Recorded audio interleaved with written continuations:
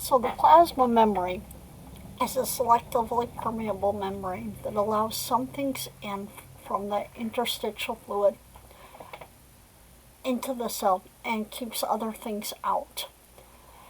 Some examples of some things that are blocked from entering through the membrane are polar molecules,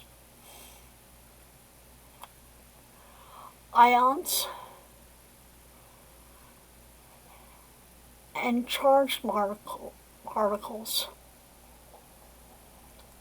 And large hydrophilic, remember hydrophilic tends to mean that they're charged, they're polar. Hydrophilic molecules that are unable to cross the barrier. If the barrier becomes severely damaged, what would you expect to happen? A membrane that is made and to keep certain things out, when it becomes damaged, would let things in that shouldn't be there.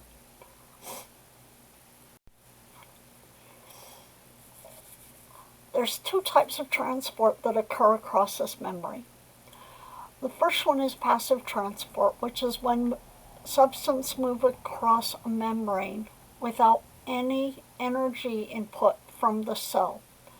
The driving force of this is the inherent kinetic energy of the substances. So all substances move. All of them shake and move and float on some level. And the inherent driving force of passive transport is this movement. Things passively move without any energy input from a high to a low concentration. Active transport is when the cell provides the metabolic energy, or ATP, that is required to move substances across a membrane. So, and this always involves moving things from a low to a high concentration. So passive transport can be diffusion, call this random diffusion. Facilitated diffusion, where we have a channel protein that allows certain things that aren't just allowed directly through the membrane, allows them passage. Or we can have a carrier that allows passage. Or active transport, where we're moving things from a low concentration to a high concentration using the ATP. So passive transport, diffusion, is the passive tendency of molecules or ions to scatter evenly throughout an environment, to move evenly and randomly from a high concentration to a lower concentration until they are equally distributed throughout. A concentration gradient is this difference in concentration on one side versus on another side. So a difference in concentration of a particular substance between two different areas. Across a permeable membrane, solutes can passively move down their concentration gradient.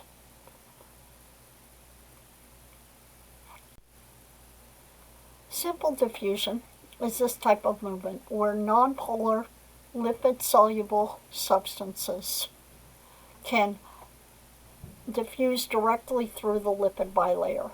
Some examples of solutes that are able to diffuse through this membrane using simple diffusion are oxygen, carbon dioxide, and other fat-soluble vitamins. Facilitated diffusion is the movement of solutes down their concentration gradients across the membrane either by binding to carrier proteins that show a specificity for a polar substance or class of molecules. So they have to be molecules that can bind to the carrier protein. So the specificity of the carrier protein is based on what can actually bind to it. These proteins carriers are frequently used to transport sugars and amino acids. They likely bind and envelope whatever they're passing across, and then another change in configuration releases them to the other side.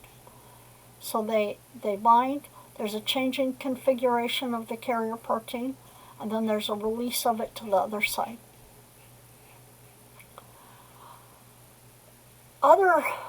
Another form of facilitated diffusion is when things are moving down channel proteins, which usually transports ion or water. These channels can display selectivity through their pore size and what charges are the amino acids that line the channel. Some are always open leakage channels, and others are gated channels controlled by changes in voltage or chemical signals.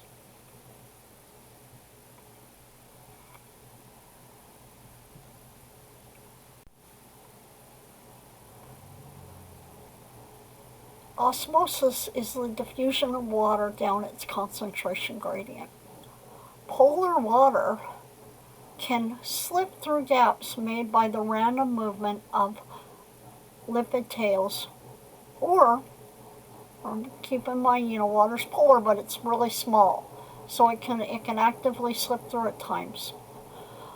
Also, its movement may be facilitated by the insertion of aquaporins, or specific water channels, into the plasma membrane.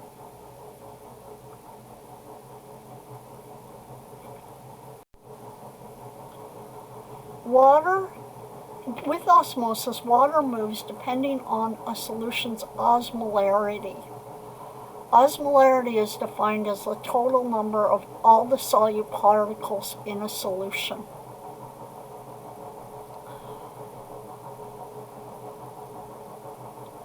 Water diffuses into a compartment until the hydrostatic pressure here equals the osmotic pressure.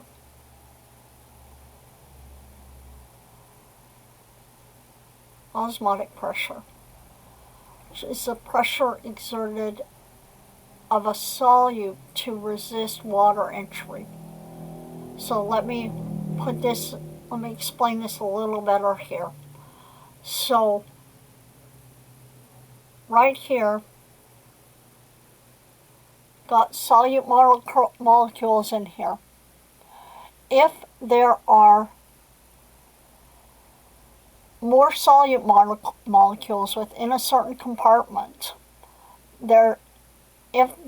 these compartments are equal in volume, solute particles in this compartment, there has to be less water in that compartment. There is a hydrostatic pressure exerted by this water to move into this from a high to a low concentration.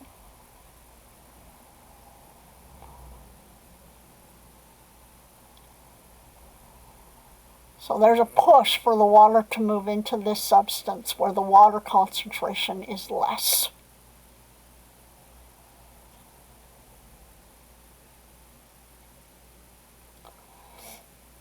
The osmotic pressure is the resistance of this compartment to allow for water into it. Osmotic coming from the word osmolarity, meaning the pressure of the colloids to want to take on more water.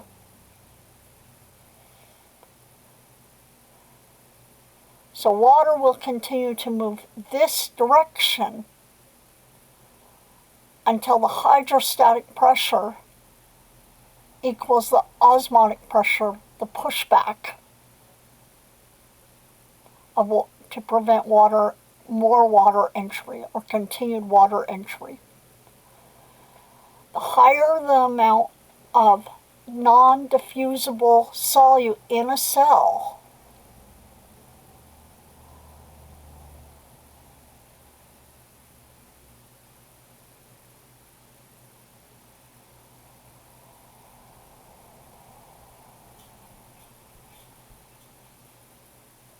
I've typed this up wrong here, the lower the osmotic pressure and the greater the hydrostatic pressure. So this will be the lower here.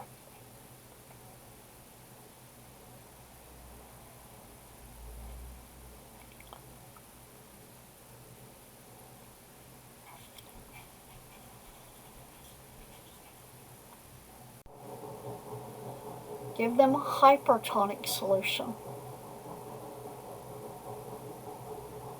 because their cells are, bear with me here,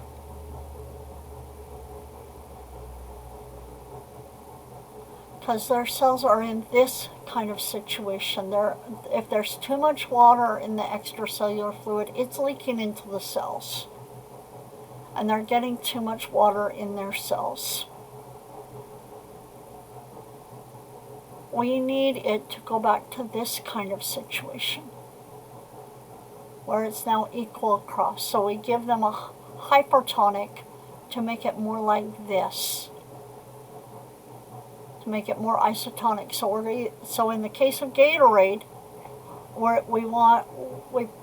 when someone becomes dehydrated, we're essentially, their cells are in a hypertonic solution. We want it to shift back to a more isotonic solution, where the water will start re-entering the cells. In the case of someone who's struggling with edema, their cells are in a hypotonic solution, and we want it to shift back towards the more isotonic solution. So the main thing is to get them back to an isotonic situation,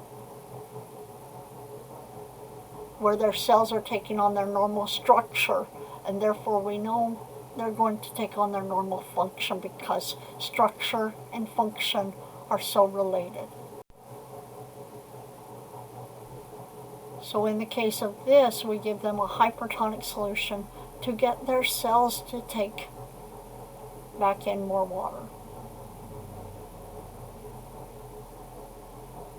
or for their cells to release the water. I want their cells to release the water.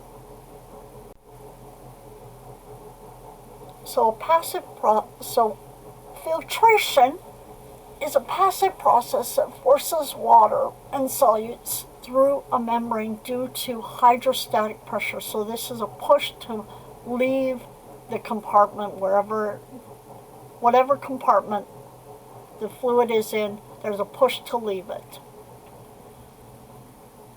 And this pushes the hydrostatic pressure. The gradient for this push or this filtration of the water and solutes to leave and move out is a pressure gradient pushing the solute-containing fluid, a filtrate, from a higher pressure area to a lower pressure. We're always moving from a high to a low. If there's no ATP involved or no extra energy involved, we're always moving from a high to a low every time. An example of filtration is found in the kidneys and in the capillaries.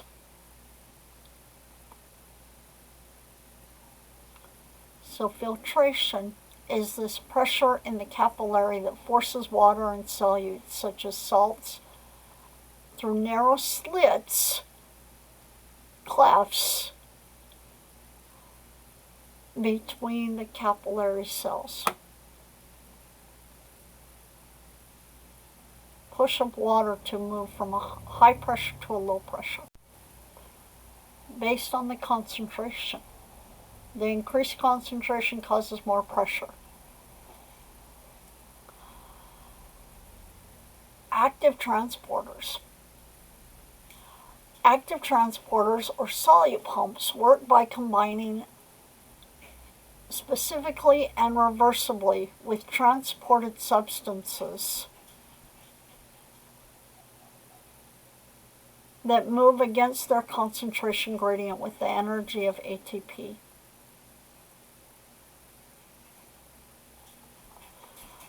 So primary active transport involves the direct hydrolysis of ATP to push potassium from a low concentration to a higher concentration, and sodium from a low concentration to a higher concentration.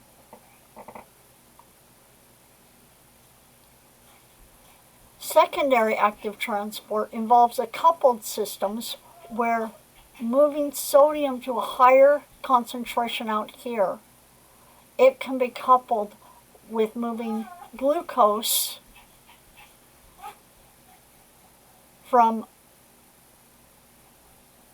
a lower concentration out here to a higher concentration in here with this symport movement. So we couple this movement with this movement. Remember how we talked about being able to couple energy transport and couple transport. And you guys, you can hear my dog. I think I'm gonna finish this slide, and then I'm gonna go take my dogs out. So primary movement directly involves the direct hydrolysis of ATP. Remember, we lose a phosphate group.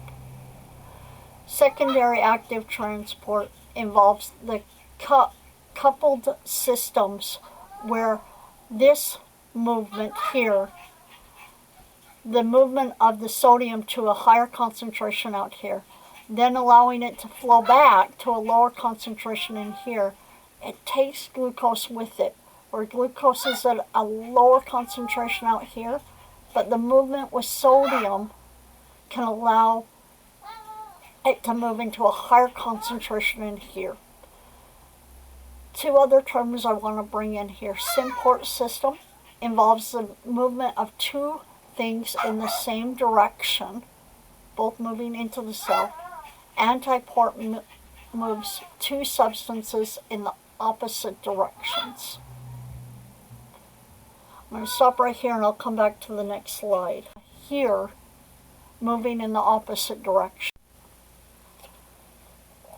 So in this case, this is what we see in the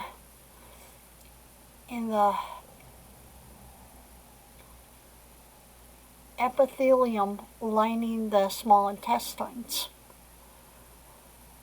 So we have, remember, our epithelial tissue has an apical surface and a basal surface. So on the basal surface, we have sodium moving out into a higher concentration and potassium moving into a higher concentration via the hydrolysis of ATP. So now sodium has a higher concentration on the outside of the cell. Glucose has a lower concentration outside of the cell. It is not going to honestly try to move into the cell because inherently it doesn't want to move where there's a higher concentration of glucose. So what occurs here is that glucose binds to this pump because the concentration is much higher of sodium out here because we've set up this concentration gradient. Sodium has a higher concentration out here lower concentration in here. So sodium binds to this pump. Glucose co-binds, is co-transported with this pump. And they both move into the cytoplasm, with sodium moving with this concentration gradient that's been set up by this ATPase pump, and glucose moving from, this picture doesn't put it really clearly here, but there is a higher concentration in here of glucose. So you're co-transporting something, moving another solute against its concentration gradient. So a lower concentration of glucose out here to a higher concentration inside. So sodium is moving from a higher concentration to a lower concentration. This concentration gradient being set up by this pump. And glucose tags along and is moved from its lower concentration out here into a higher concentration inside the cell.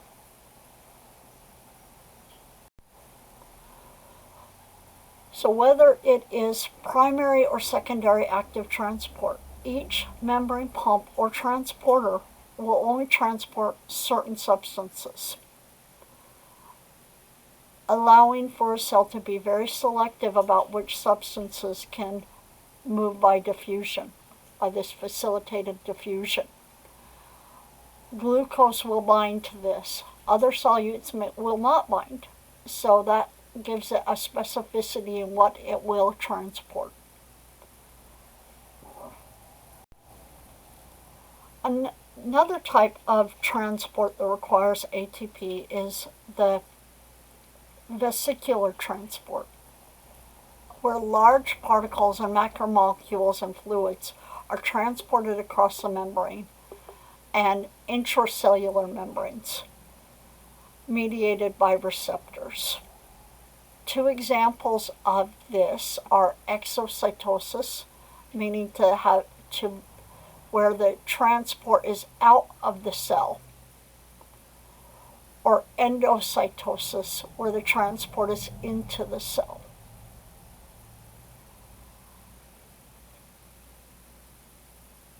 Sometimes this system is not energized by ATP, but is energized by GTP. We talked about adenosine triphosphate. There's also an energy currency called guanosine triphosphate.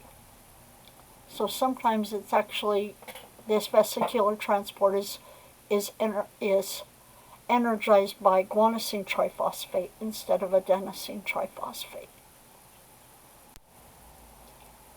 So a brief overview of vesicular transport is endocytosis is the vesicular transport of particles into the cell.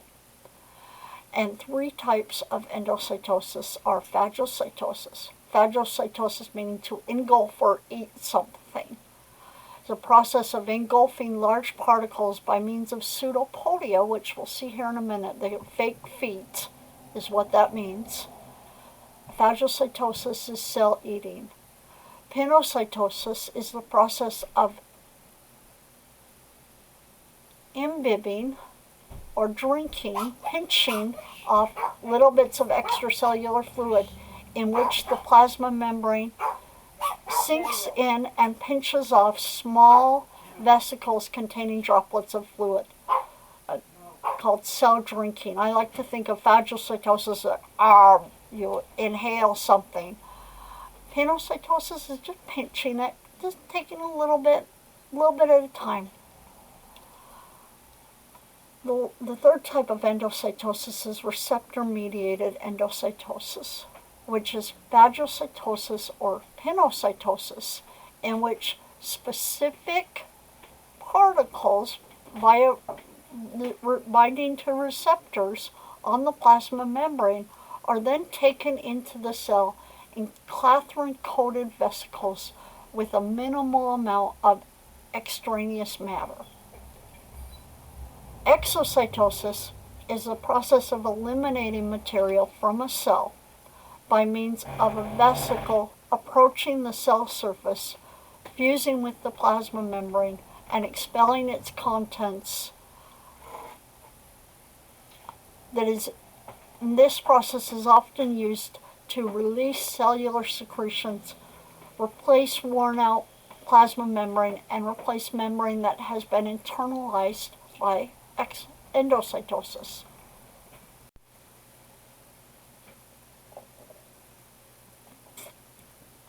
This is a brief overview of phagocytosis and then exocytosis.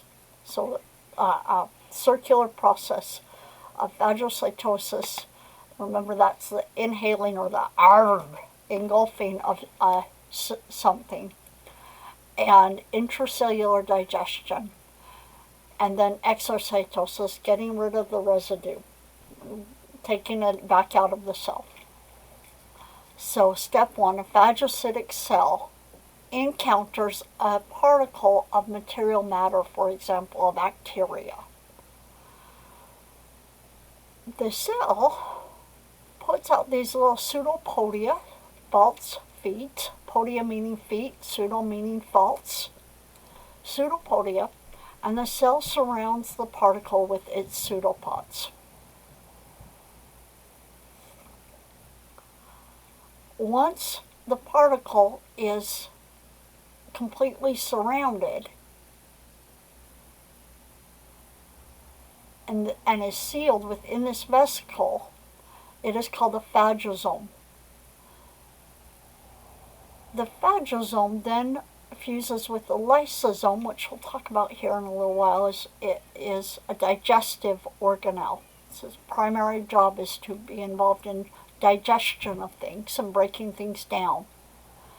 A phagosome binds with a lysosome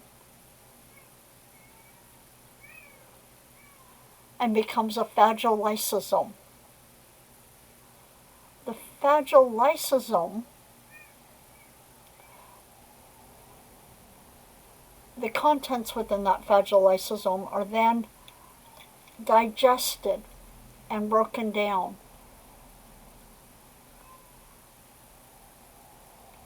And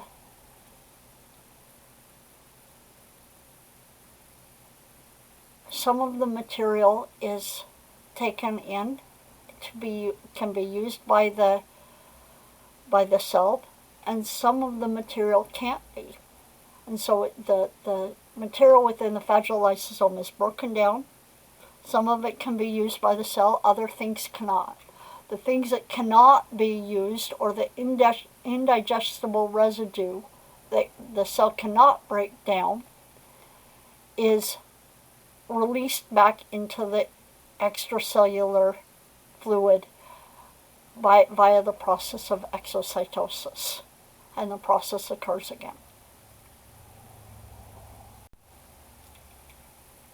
Receptor-mediated endocytosis is where extracellular molecules bind to receptors on the plasma membrane.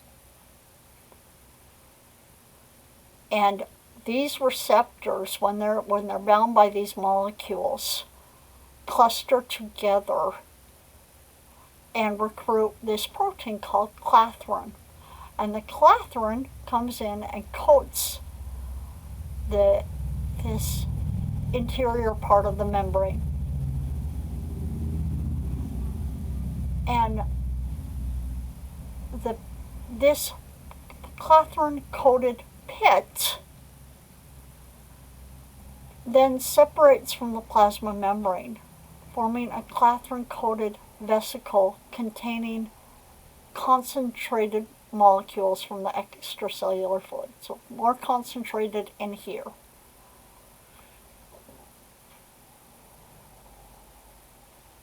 Then we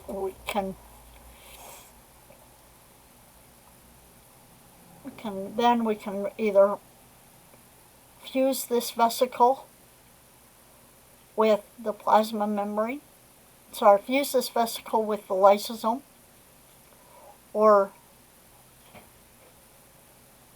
transport it to other areas. But this is that process of taking something into the cell. This will pinch off and it'll enter into the cell. So receptor binds the extracellular molecules. These activated receptors that now have this molecule bound recruit clathrin. This pit then pinches off from the outside into the cell. One form of receptor-mediated endocytosis is called transcytosis, where there is a capture of one side on one side of the cell and release on the other side of the cell. For example, when endothelial cells take up insulin,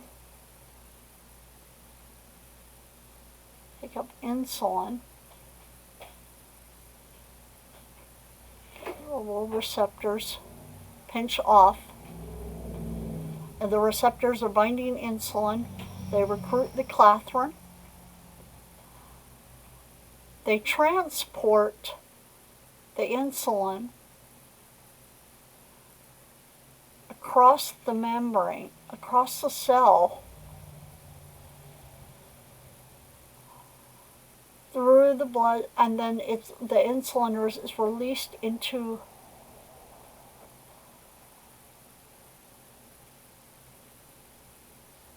the tissue fluid, which then comes in contact with the muscle cells.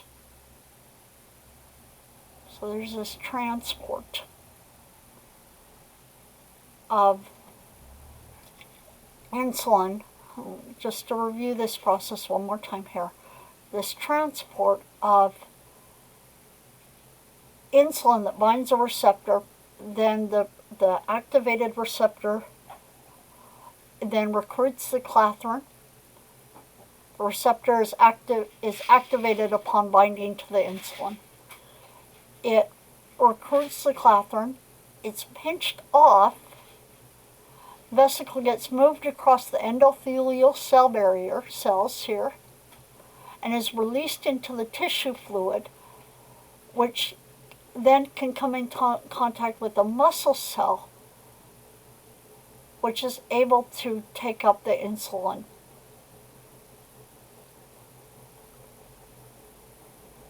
So transport the vesicles across the cells and release it on the other side where the tissue cells are ready to receive it. Exocytosis, typically triggered by a cell surface signal.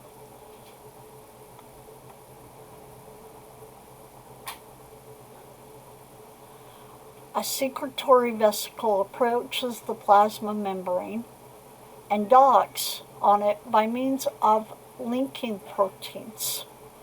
Often call these proteins snares. So linking proteins. The plasma membrane caves in at that point where it meets up with the vesicle.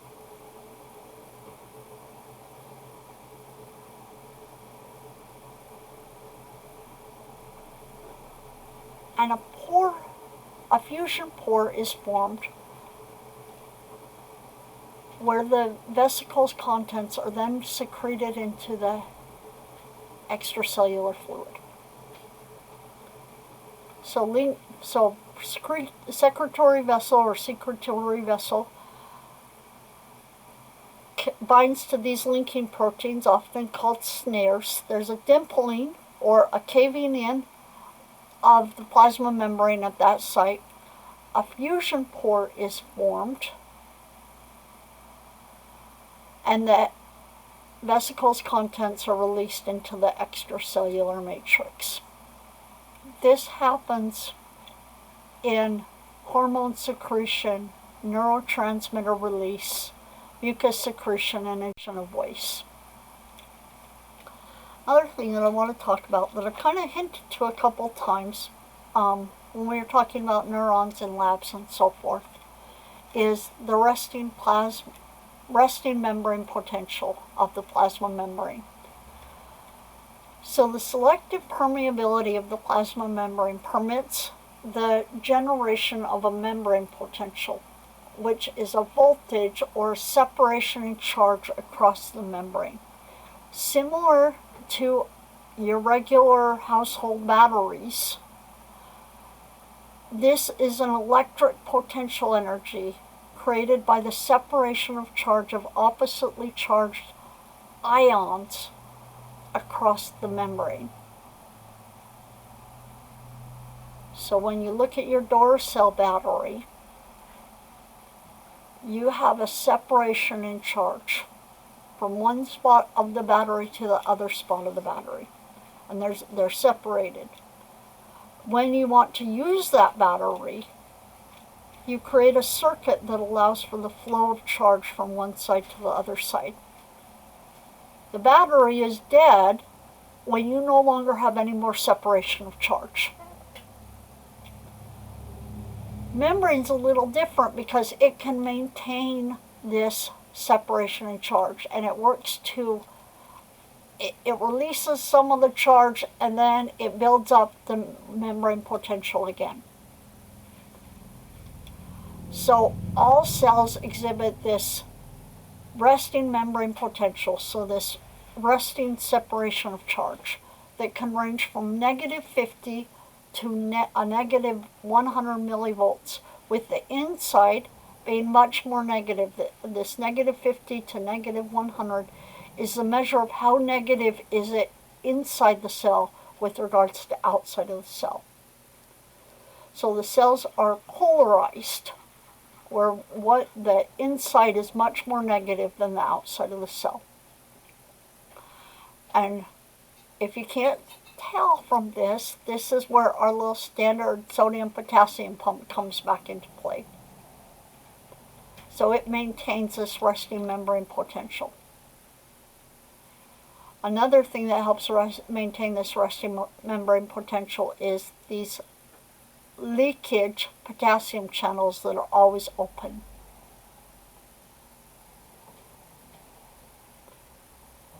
So the outside of the cell is always more concentrated in sodium. The inside of the cell is always more concentrated with potassium. The inside of the cell is also kept more negative because of the proteins within the cell. The anion proteins, negatively charged proteins within the cell. So this resting membrane potential is maintained mainly by the concentration gradient of potassium. The potassium and protein anions predominate in the intracellular fluid. This membrane is somewhat permeable to potassium due to leakage channels. The ions diffuse according to their electrochemical gradients.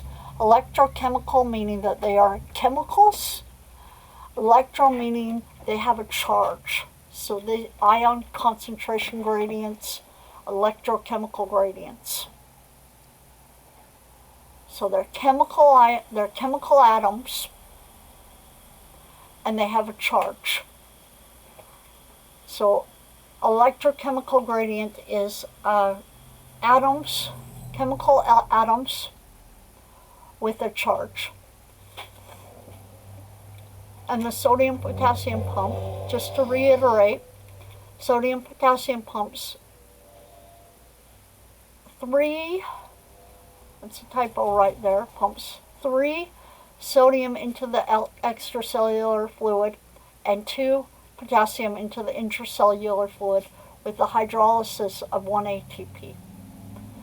So the extracellular fluid contains much more sodium than the outside.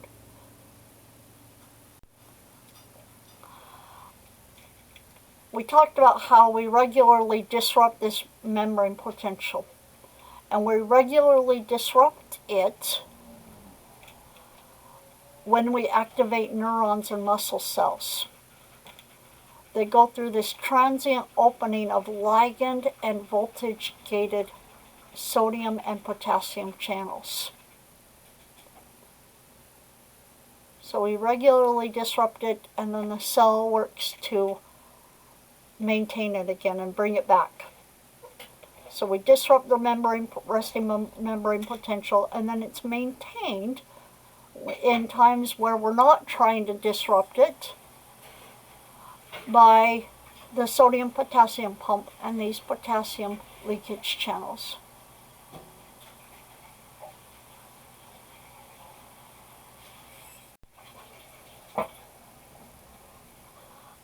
Another thing with regards to the plasma membrane that we want to talk about is cell environmental interactions, which are modulated by cell adhesion molecules, or CAMs. These CAMs have several functions. One is that they are molecular Velcro, anchoring cells to molecules in the extracellular space and other cells. They can be arms that are used by migrating cells to move themselves past other cells. So they serve as arms to allow themselves to push themselves past other things. They can be SOS signals on blood vessel lining signaling white blood cells SOS signals on blood vessel linings that signal the white blood cells to nearby infected or injured areas. And mechanical sensors that respond to local tension at the cellular surface by stimulating the synthesis or degradation of adhesive membrane protein junctions. Fifth function, they can be intracellular signaling transmitters that direct cell migration, proliferation, and specialization. So molecular Velcro, arms that help cells move past other cells. SOS signals that can signal white blood cells to a nearby infected or injured area. Mechanical sensors that respond to local tension, that can stimulate the synthesis or degradation of adhesive membrane junctions, and intracellular signaling transmitters that direct cell migration, proliferation, and specialization.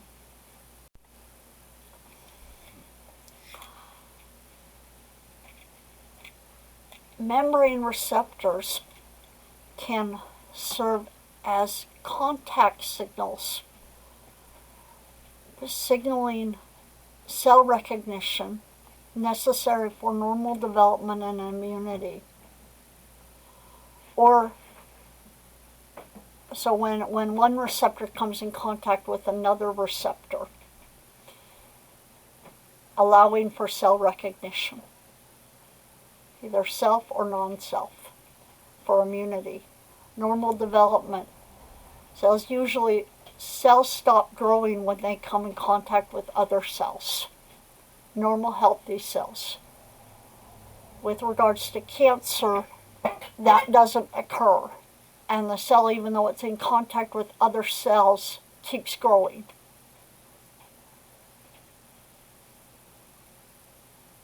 Membrane receptors can also be involved in chemical signaling by binding specific ligands, such as neurotransmitters like acetylcholine, hormones, or paracrines.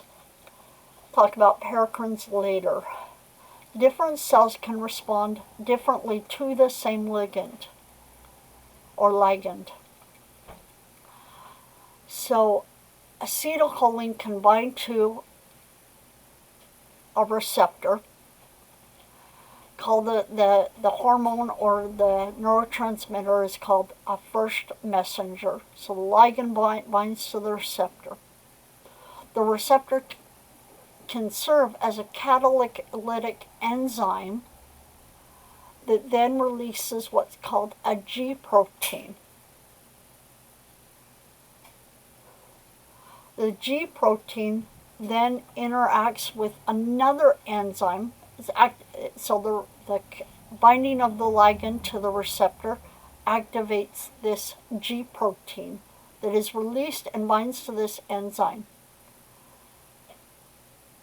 This, once bound to this enzyme, this is now an activated enzyme that can activate second messengers, such as cyclic AMP, which then goes on to activate other metabolic pathways in signaling cascades. So activated kinase, such as, for the example, can phosphorylate kinases. Kinases phosphorylate, their function is to phosphorylate other things, add phosphate groups to other molecules. So the ligand binds to the receptor. This receptor has a G protein that's bound to it, that when the ligand binds, it releases the G protein. The G protein binds to an effector or enzyme that activates second messengers through phosphorylation, adding a phosphate group. A lot of times these second messengers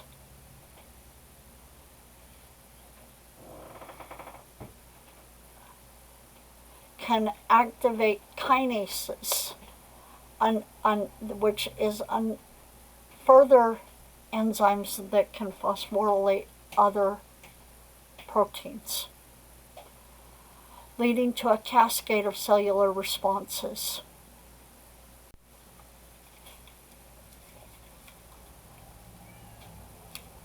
So some examples of some voltage-sensitive membrane channel proteins that function in electrical signaling.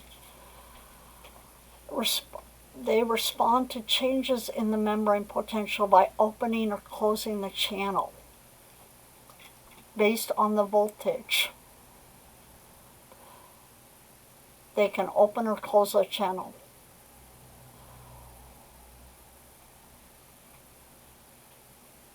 They're common in the functioning of muscle and neural cells.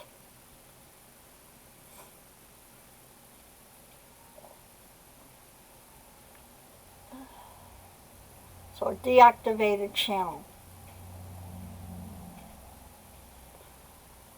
The channel can be activated by opening it up.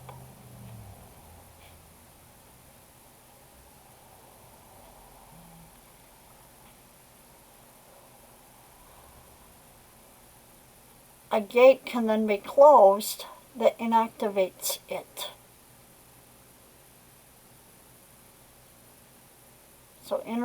So membrane is deactivated, closed off. It gets activated, a conformational change due to the voltage change, activates the channel. Solutes start to run through, ions or solutes.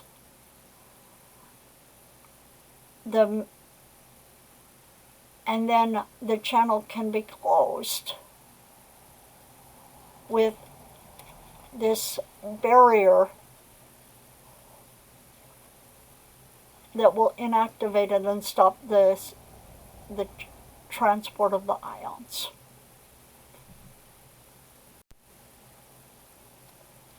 Going on to something new. Cytoskeleton is an elaborate series of rods running through the cytosol. It acts as the cell's bones, muscles, and ligaments, supporting cellular structures and providing machinery that generates cellular movements. Your cytoskeleton is very similar to your bone skeleton in that it provides structure and function and it provides the structure that's characteristic of your body Your skeleton provides the structure characteristic of your body. A cell's cytoskeleton provides the characteristic structure of that cell. There's a series of rods. There's three types of rods: microtubules, microfilaments that are made of actin filaments, and intermediate filaments. Microtubules are made from tubulin. There's intermediate filaments, and then there's microfilaments that are made of actin.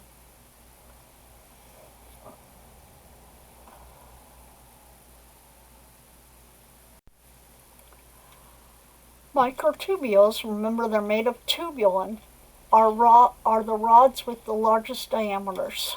They are hollow tubes made of spherical tubulin subunits. They most radiate out from the centrosomes, which we'll talk about here later. But most of them radiate out from the centrosomes and determine the overall shape of the cell, the distribution of organelles, and chromosome movement during cellular division. So during lab, when we talked about mitosis, and we talked about how the sister chromatids are separated and moved to opposite sides of the cells, this is what moves them to the opposite sides.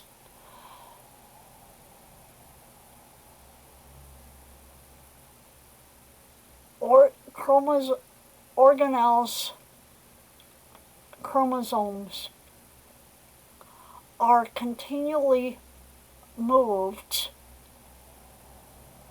by motor proteins along microtubule monorails. So these little motor proteins are continually move substances using the microtubules as tracks. Microtubules are also dynamic rods that are continually being assembled at one end and disassembled at the other end. So they're continually growing out from centrosomes and being constantly assembled and disassembled from these individual spherical subunits of tubulin.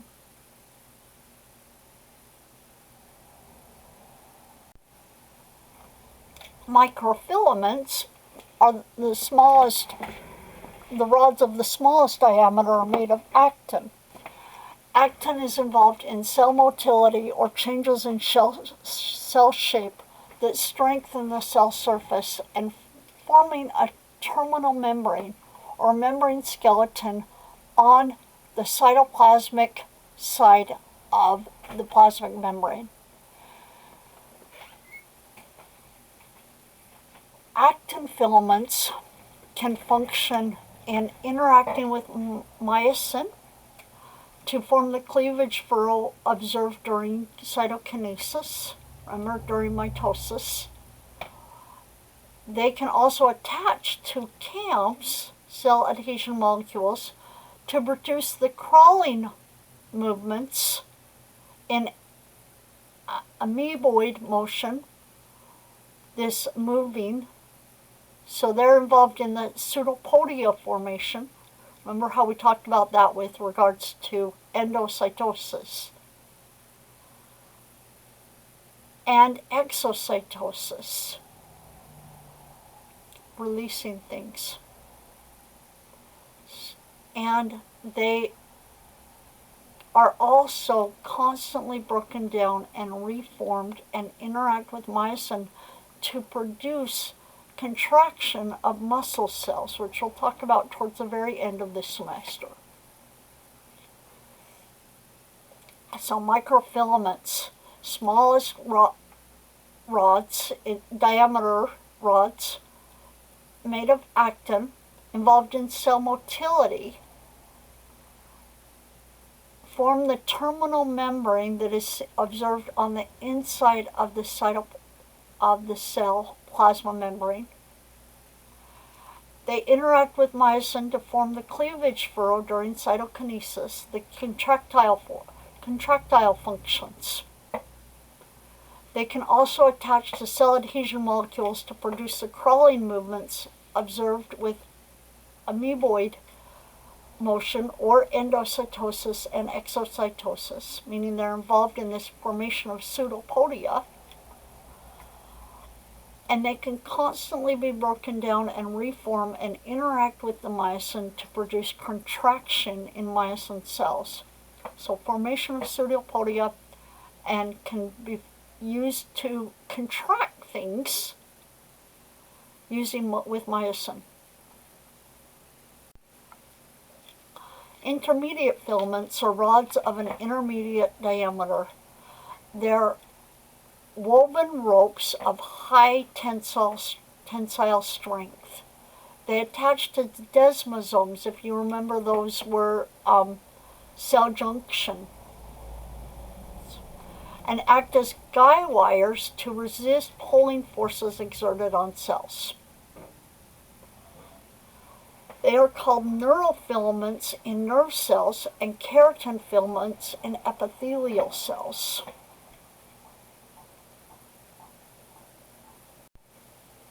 Overview of the cytoskeleton and the rods involved. Microfilaments, strands made of spherical protein subunits called actin.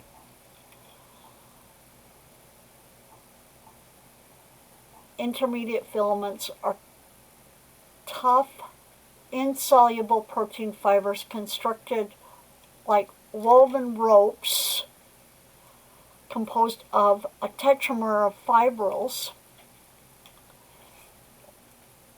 and microtubules that are hollow tubes of spherical protein subunits called tubulin.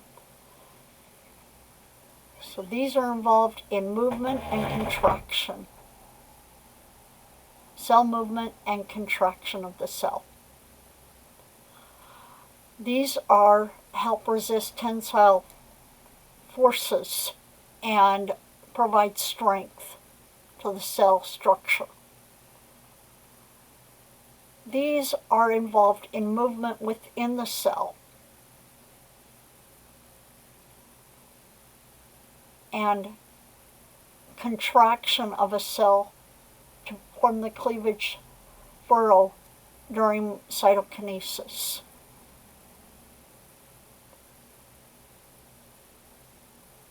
I think I messed that up. The cytokinesis is the actin,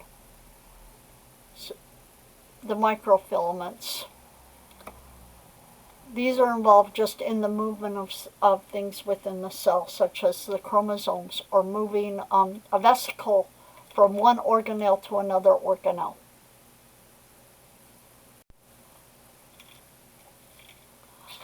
Cytoplasm is a cellular material between the plasma membrane and the nucleus. The cytosol is a viscous transparent fluid in which other cytoplasmic elements are suspended. So the cytoplasm contains, or the cytosol contains cytoplasm. Actually, let's put this differently. Cytoplasm is made of cytosol and cytoplasmic organelles. Cytoplasmic organelles are the metabolic machinery of a cell.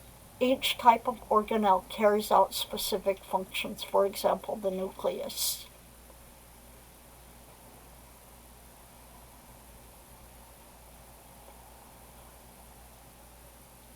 And inclusions are chemical substances that may also be present depending on the cell type. An example of this is glycogen, stored nutrients, lipid droplets, pigments, and water-containing vacuoles. So these are things that are not organelles. We have specific organelles, and then we have what's called inclusions. So just a summary of this slide. Cytoplasm contains cytosol and organelles, and inclusions that are chemical substances that may be present depending on the cell type. I'm going to go through the organelles now one at a time here. The nucleus is a gene-containing control center. It contains the instructions needed to build almost all of the body's proteins. It dictates the kinds and amounts of proteins needed to synthesize at one time, needed to be synthesized at one time in response to signals acting on the cell. So they dictate the kinds and amounts of proteins needed to be synthesized by that cell. Cells can be uninucleate, which means they have one nucleus. Most cells are this way. They can be multinucleate, such as skeletal muscle cells, bone destruction cells like osteoclasts, if you remember that from lab, and liver cells. Or they can be anucleate, meaning they don't have a nucleus, which are the mature red blood cells. Cells that are anucleate are unable to create mRNA. So if they don't have a nucleus, they don't have any DNA, they can't create any mRNA, which would replace proteins that are gradually deteriorated. So these proteins cannot reproduce, and they must be replenished by the body regularly. Once they lose their nucleus, there's no way for them to reproduce themselves. So they must be replenished. The nucleus has three recognizable structures: the nuclear envelope, the nucleoli, and chromatin. There are several other distinct compartments that are rich in specific sets of proteins that are in this constant dynamic flux. But we're gonna specifically discuss the three recognizable structures. The nuclear envelope is a double membrane nuclear envelope, like the mitochondrial membrane, which we'll talk about later, that binds the nucleus. The outer membrane is continuous with the membranes of the endoplasmic reticulum. The inner nuclear membrane is lined by the nuclear lamina,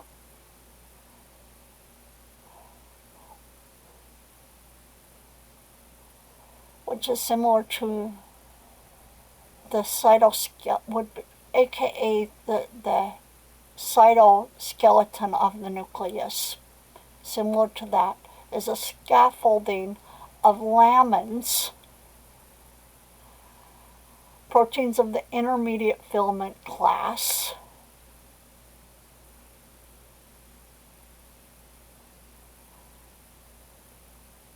which would be those woven ropes that maintain the shape of the nucleus and organize the DNA in the nucleus.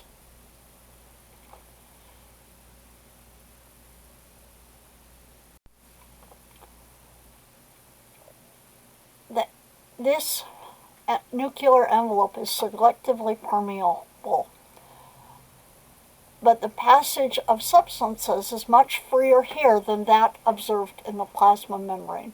More things can move in and out.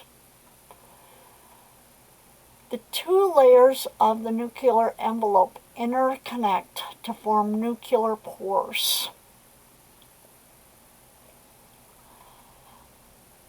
that are a complex of proteins that line this area, creating a channel that regulates large particles that enter in and out of the nucleus. Regulate the movement of large particles in and out of the nucleus. Via energy-dependent mechanisms, protein molecules can be imported from the cytoplasm, and RNA molecules can be exported from the nucleus through these pores.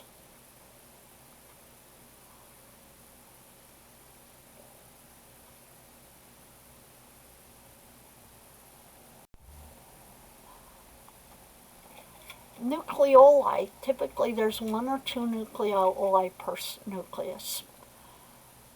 You can often see them as little darker staining circular structures within a cell under the microscope, within the nuclei. The nucleoli are associated with nucleolar organizing regions containing DNA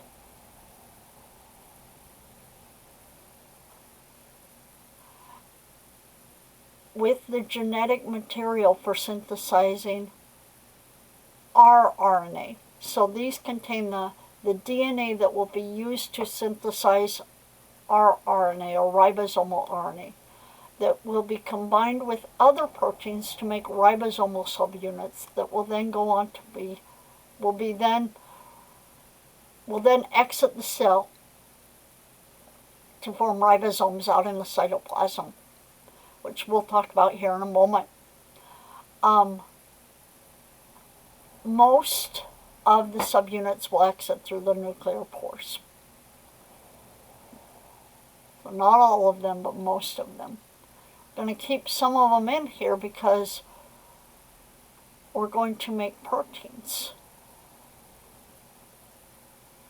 that are complexed with some rRNA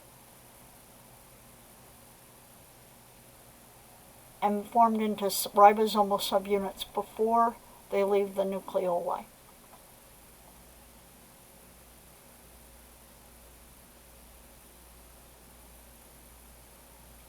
So nucleoli contain the rDNA that will then be made, that provides the transcript or blueprints for making ribosomal RNA.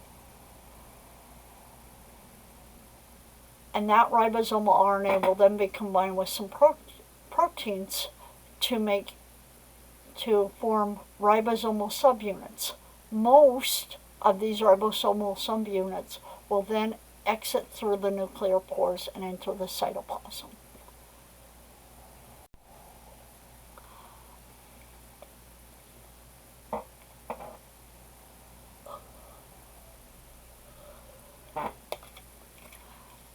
One other thing contained in the nucleus are chromatin and nucleosomes.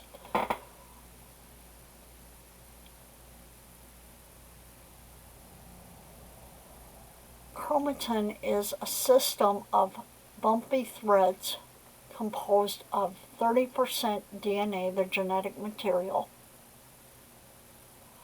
60% globular histones or proteins, and 10% RNA chains.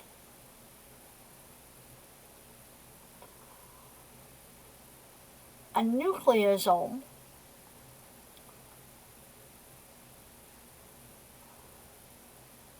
is a core of 8 histone proteins with DNA, the double helical strand, wrapped around it twice. So chromatin is composed of nucleosomes, and underneath on transmission electron microscope, these are observed as a system of bumpy threads composed of DNA, histones, and RNA chains. So chromatin's made out of nucleosomes, which are is a double helical DNA wrapped around a set of 8 histones and linked to another nucleosome.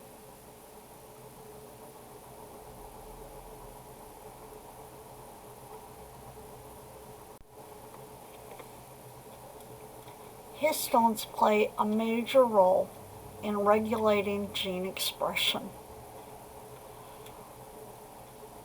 The histones have these little tails that can be either acetylated or methylated. If the histone tails are acetylated, the chromatin is open for transcription into RNA and is not easily visualized underneath a microscope. The condensed chromatin has methylated histone tails and is inactive, meaning it's not easily transcribed. It is not transcribed, let's say not easily, but it's not transcribed into mRNA that can then be used to make proteins. So extended protein is open protein that the histone tails are acetylated, and the chromatin is open to be transcribed into mRNA. Condensed chromatin is inactive and is not open for transcription, and it stains dark. Also, when a cell is preparing to divide, the chromatin condenses into these chromosomes.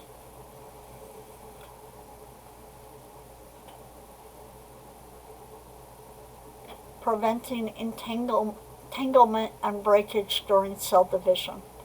So if you remember, we talked about how during the S phase of interphase, the chromatin is very loose within the cell and is not highly condensed because the DNA is being actively replicated at that point. It is that afterwards it becomes highly condensed to allow for the cells to then prepare for division. So during, bear with me. So during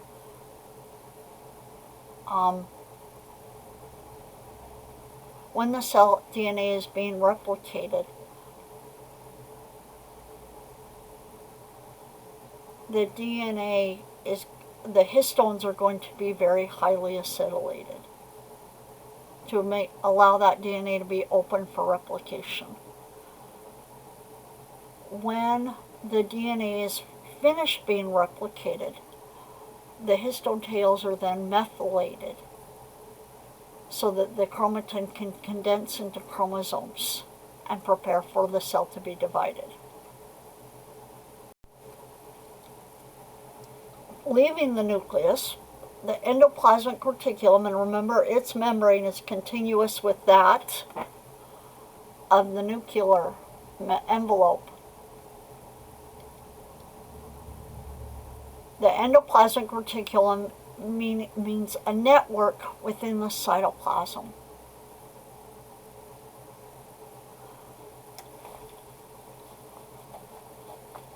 It is an extensive system of interconnected tubes and parallel membranes with enclosed fluid-filled cavities called cisternae.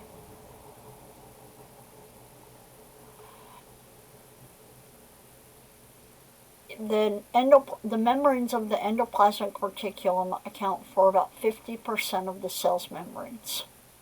So lots of membrane. There are two types of endoplasmic reticulum. There is the rough endoplasmic reticulum that has ribosomes on its surface, and that's what gives it its rough appearance. And there's a smooth endoplasmic reticulum that does not have ribosomes on its surface.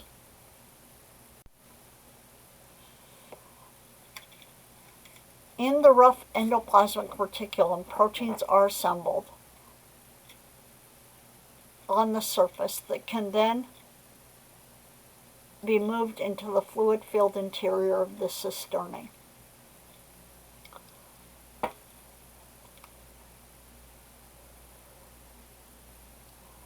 So, an mRNA is bound by a ribosome, and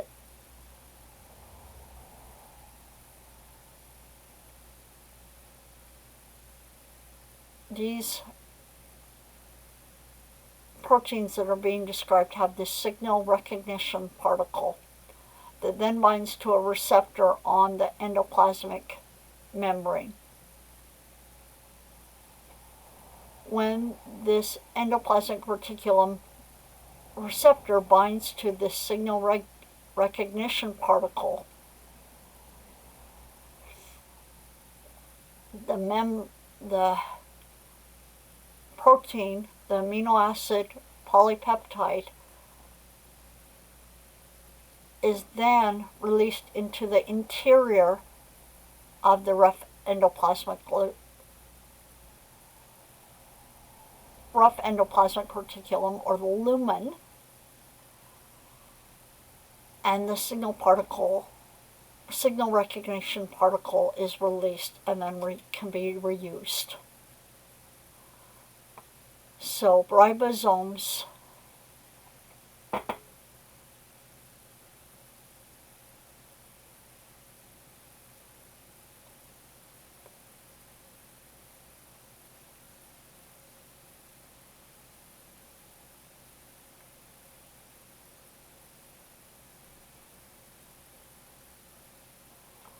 I've missed a few words in here, I'm realizing. So ribosomes, we have two types of ribosomes. We have ribosomes that are free in the cytoplasm that make all proteins that can be secreted from the cell.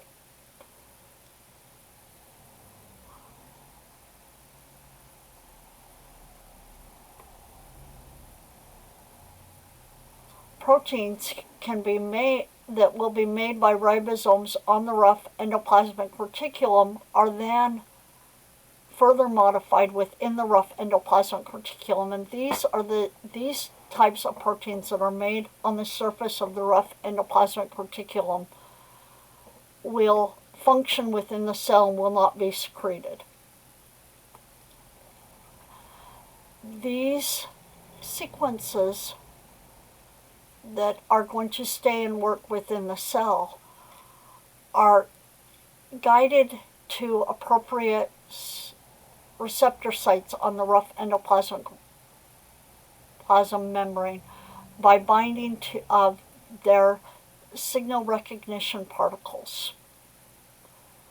Once they are translated from the mRNA is made into the amino acid polypeptide chain.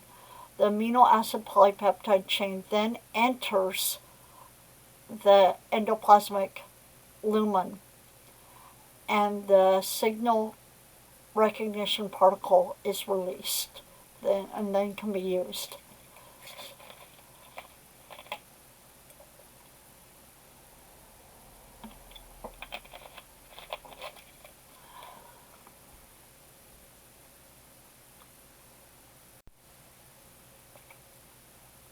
One other function of the rough endoplasmic reticulum is that it is a membrane factory where integral proteins and phospholipids are synthesized.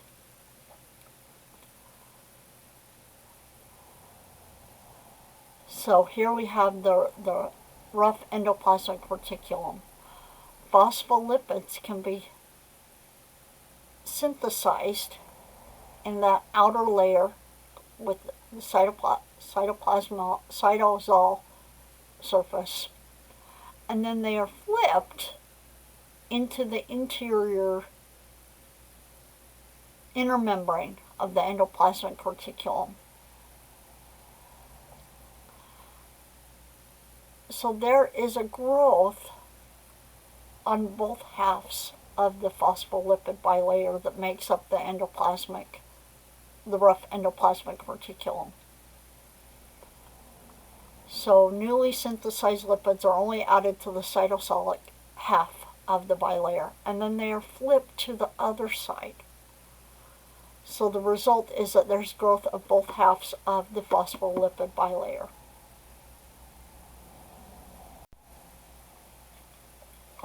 The smooth endoplasmic reticulum are tubules arranged in a looping network with enzymes that are part of the membrane. The smooth ER function in metabolizing lipids, synthesizing cholesterol. Remember, we like cholesterol because it makes the steroids. It's also involved in making the plasma membrane more rigid. And the smooth ER also synthesizes the lipid components of lipoproteins. Remember, lipo meaning lipid, proteins, so lipoprotein complexes. The smooth ER also, from synthesizing cholesterol, also synthesizes it into the steroid-based hormones. Smooth ER also serves to absorb, synthesize, and transport fats in the intestinal cells, in these chylomicrons.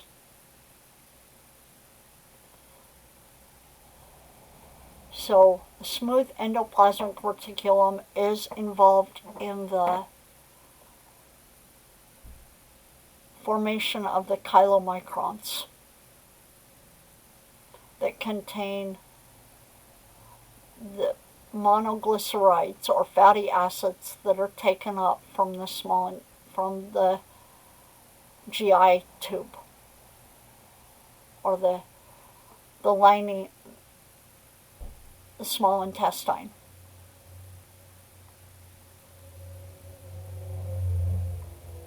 So metabolizes lipids, synthesizes cholesterol, synthesizes the lipid components of the lipoproteins, takes the cholesterol and makes it into the steroid-based hormones, and absorbs, synthesizes, and transports fats in the intestinal cells through the formation of these chylomicrons that can then fats can be transported within these chylomicrons into the lymphatic vessels.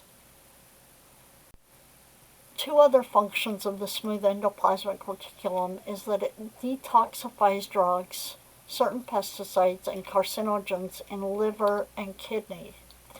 It also breaks down stored glycogen molecules to form free glucose, especially in the liver.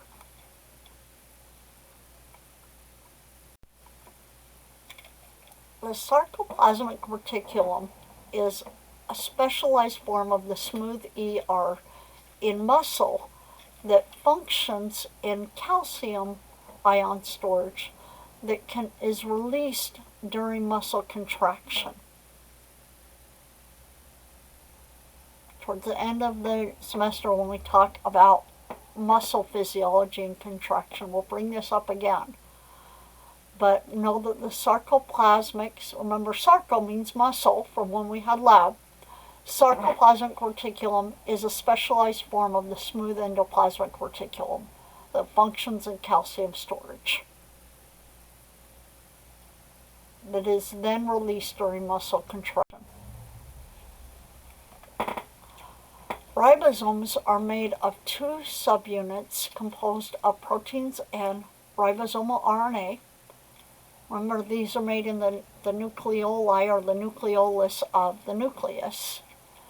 These are sites of protein synthesis where they read the mRNA. So they bind an mRNA subunit, and then they read it and catalyze the formation of the amino acid chain through the reading of the mRNA. Some are free in the cytoplasm and synthesize proteins that function in the cytosol. Others are on the surface of the rough endoplasmic reticulum and serve to synthesize proteins destined to be incorporated into the cellular membranes or exported from the cell surface. Oh, I made an error here. Let me come back. Proteins that are synthesized by ribosomes that are free in the cytoplasm. We have two groups. Ribosomes that are free in the cytoplasm and ribosomes that adhere to the rough endoplasmic reticulum.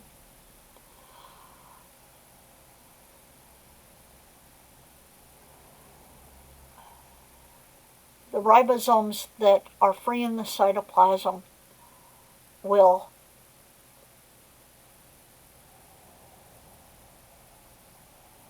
translate the mRNAs into proteins that will function permanently in the cytosol or in the cytoplasm and stay within the cell.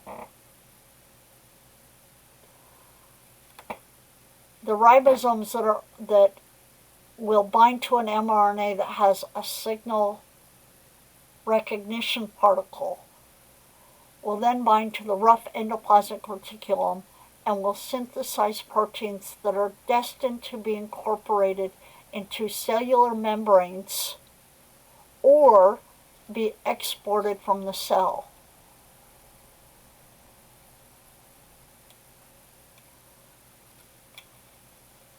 These ribosomes can function in either place. Any ribosome can function in either place.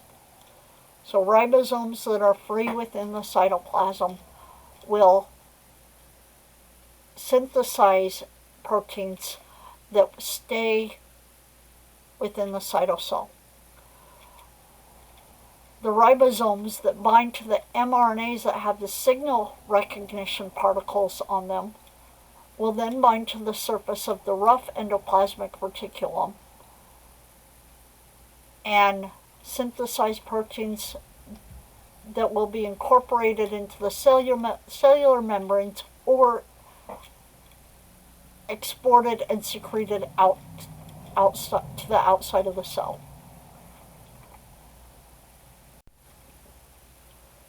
The Golgi complex or Golgi apparatus is a stacked and flattened membranous sacs associated with swarms of tiny membranous vesicles.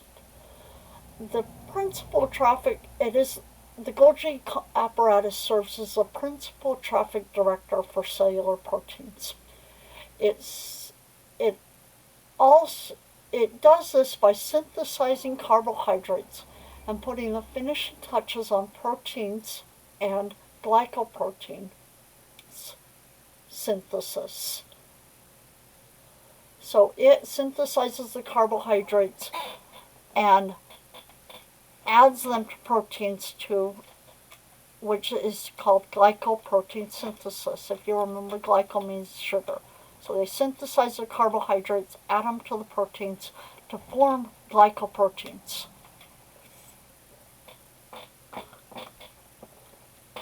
The Golgi complex receives newly synthesized proteins from the rough endoplasmic reticulum,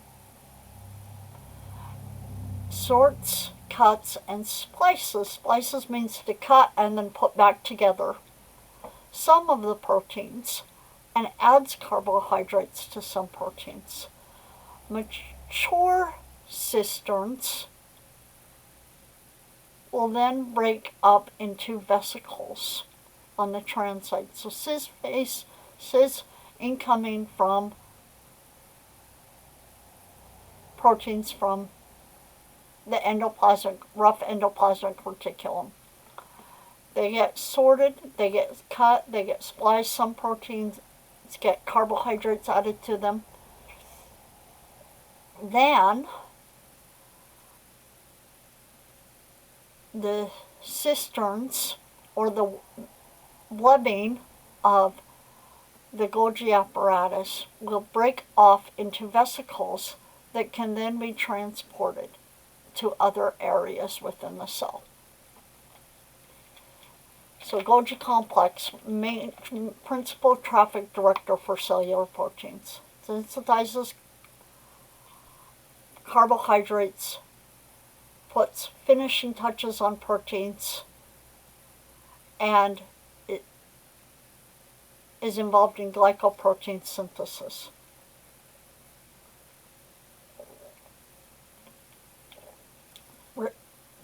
And it does this through receiving newly synthesized proteins from the rough ER. It sorts, cuts, and splices some of the proteins and adds carbohydrates to some proteins. The mature cisterns, these little blebbings, bleb off into vesicles that then are secreted from the other opposite side of the Golgi apparatus or Golgi complex. So this, lysosomes.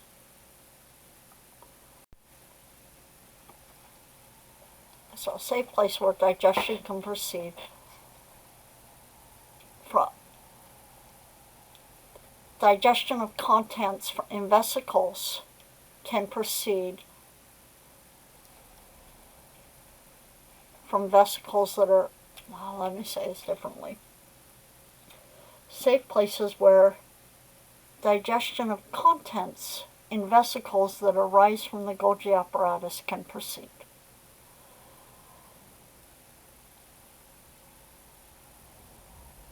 The lysosomes contain digestive enzymes or acid hydrolases, meaning they break things down. If you remember, we talked about how hydrolysis reactions are very good in breaking things down. These are acid hydrolases, meaning that they're enzymes that are activated by acidic conditions, and perform hydrolysis. So acid hydrolases that digest proteins, nucleic acids, carbohydrates, phospholipids, and other substrates.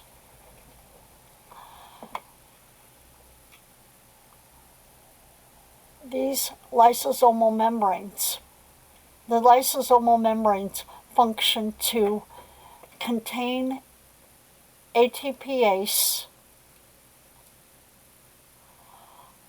hydrogen ion pumps that gather hydrogen ions from the surrounding cytosol. So this is one of those active forms of transport where we're moving hydrogen ions from a lower concentration out here to a higher concentration inside to lower the pH within this area so that these enzymes can be activated that will break things down.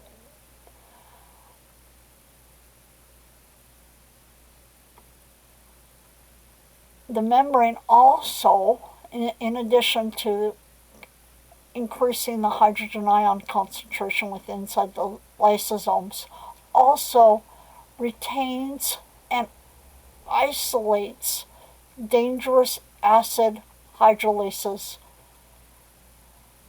and releases final digested products out. So it isolates these from destroying other things and allows for safe acidic environment where they can function.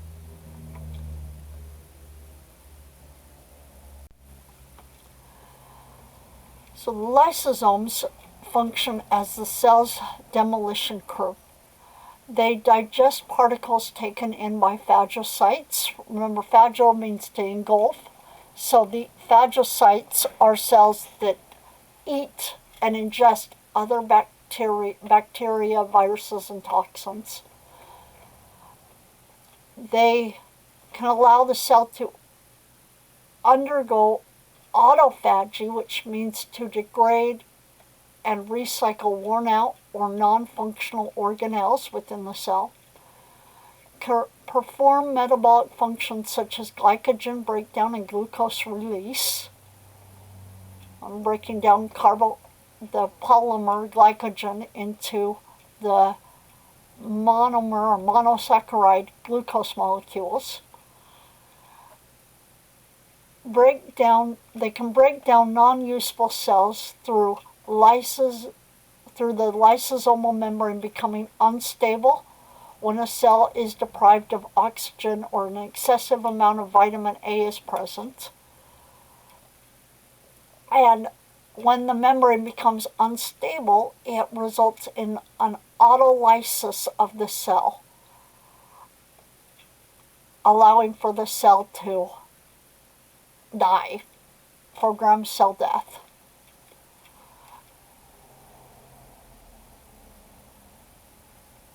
Or apoptosis.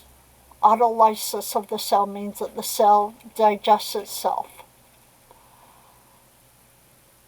This is what happens to the webbing in between the fingers and toes of a developing fetus, and what happens to the uterine lining during menstruation. The lysosomes also are involved in the breaking down of bone to release calcium into the blood. Osteoclasts.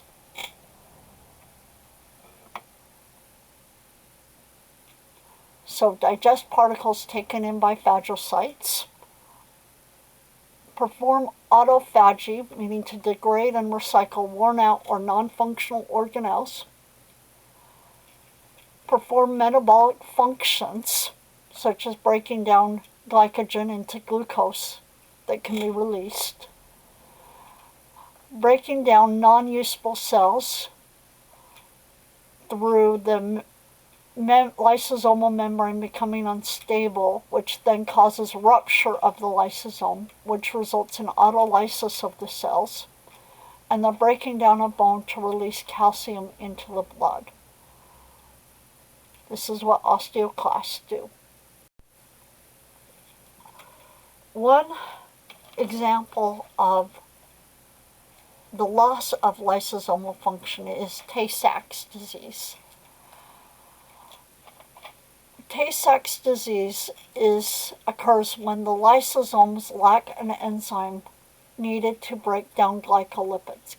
Remember this, glyco meaning that carbohydrate, lipids meaning fat. So a glycolipid complex, a fat carbohydrate complex, abundant in the nerve cell membrane. So the lysosomes can't break down these glycolipids that are in the nerve cell membranes.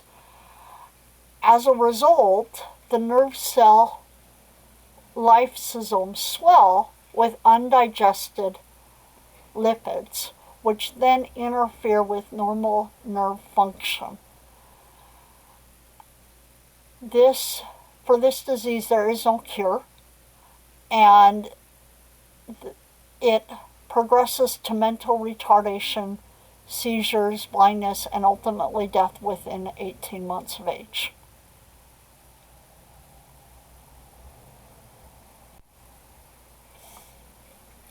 Another organelle are peroxisomes. Peroxisomes are membranous sacs containing a variety of important enzymes,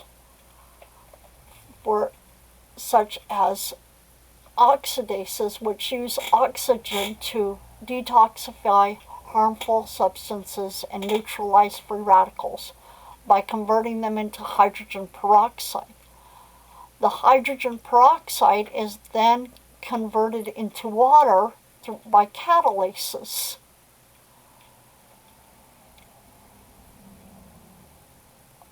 Free radicals and hydrogen peroxide are normal byproducts of cellular metabolism, but they become toxic when they are allowed to accumulate. So the peroxisomes, this is their job, is to neutralize free radicals and break down hydrogen peroxide. Peroxisomes are also able to self-replicate by pinching off from pre-existing peroxisomes.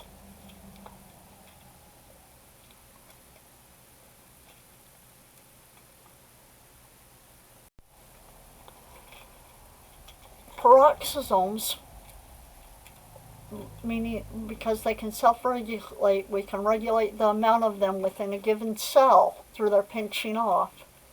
Peroxisomes are especially numerous in liver and kidney cells where we have active amounts, very active amounts of detoxification.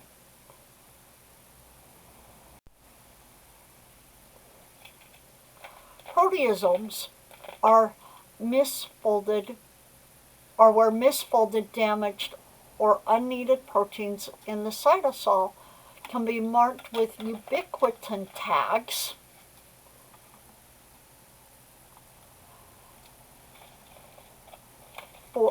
that then tag these proteins for proteolysis or destruction using proteases within proteasomes that degrade smaller large proteins. So let me say this one more time. So misfolded, damaged, or unneeded proteins in the cytosol can be tagged with ubiquitin tags that will either tag the protein through proteolysis by proteases if they're small proteins, or tag that protein for proteolysis by a proteasome if it's a larger protein.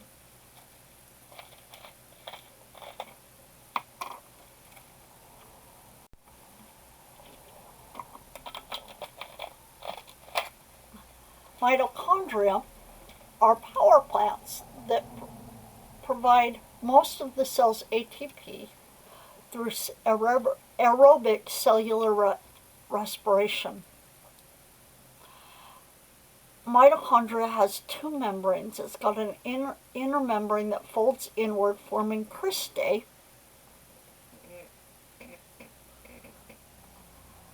that protrude into the matrix of the cell. Cristae are the little infolds, the matrix is in the inner layer. Mitochondria has its own DNA and RNA and ribosomes, and therefore can reproduce itself.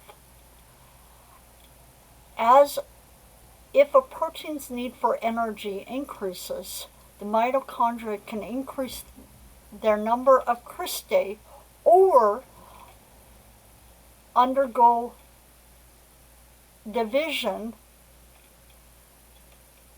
via binary fission, something similar to binary fission, which we talked about very beginning, first chapter, to increase the number of mitochondria within the cell.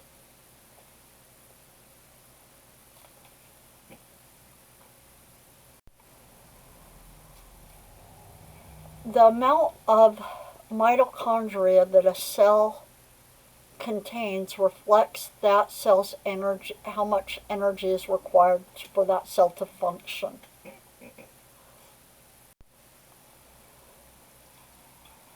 Centrosomes or centrioles, you remember these are what the microtubules radiate from, are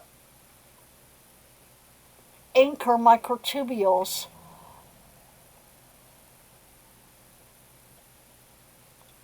and they're granular matrices in the cytoplasm near the nucleus. We often refer to the centrosomes for this reason as being the microtubule organizing centers. The centrosomal matrix contains, this is the matrix, so the centrosome is this.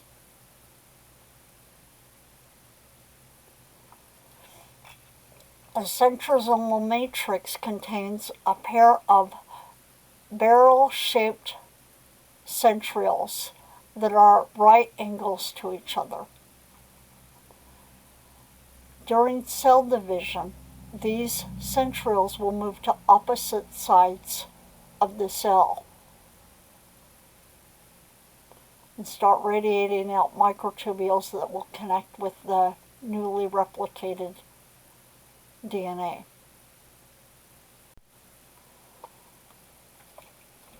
Centrioles are composed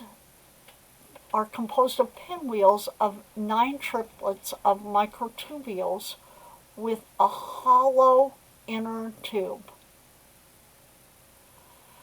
The centrioles function in generating microtubules, organizing the mitotic spindle, and forming the basal bodies of cilia and flagella.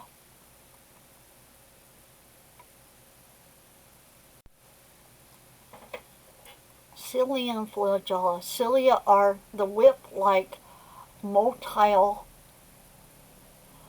cellular extensions that occur in large numbers on cellular surfaces. They have one of their major functions is they move substances in one direction across the cellular surface. They also function in moving an egg down the fallopian tubes from the ovaries in towards the uterus.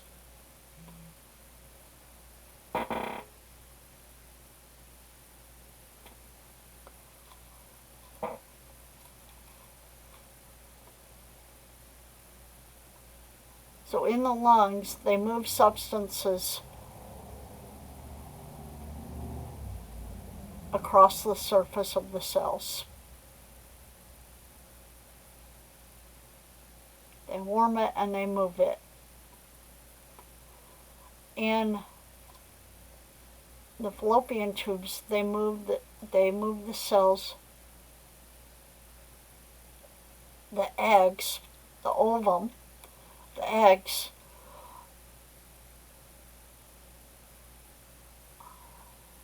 toward the uterus.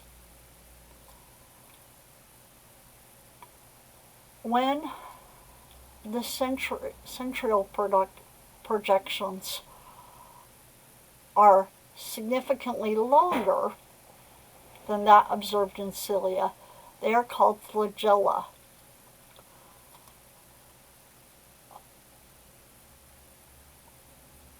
Only one type of animal cell has flagella, and that is the sperm.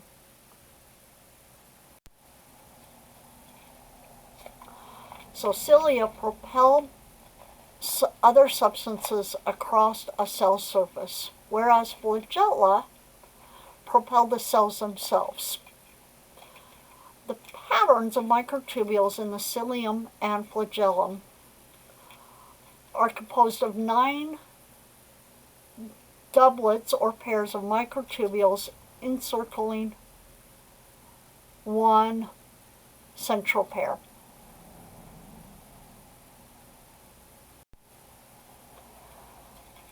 The movement of cilia, or motile cilia, there are non-motile cilia, but we're not going to cover that in this chapter. I think it's discussed in your chapter, but I'm not going to try to cover it. So cilia, their movement is created by dynein that are motor proteins that grip the microtubule doublets and start to crawl along their length. So they start to crawl along their length, moving across their length. And this crawling of the dynan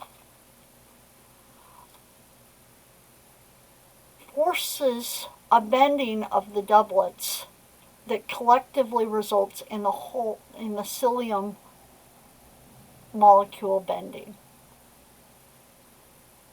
Well, it just kind of bends it and pushes it down. Moves, and just kind of bends it and forces it down.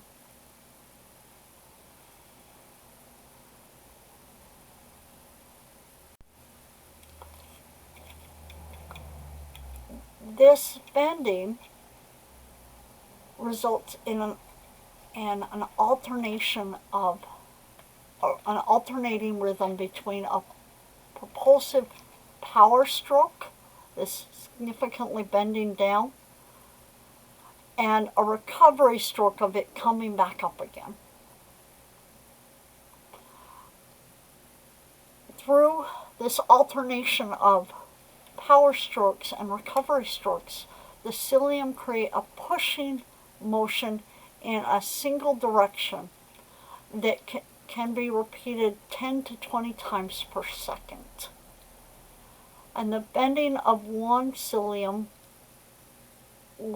is followed by the next psyllium, and the next psyllium, and the next psyllium, resulting in this traveling wave of the power stroke and then the recovery stroke. Power stroke, then the recovery stroke along the cell surface, which allows things to flow along the surface.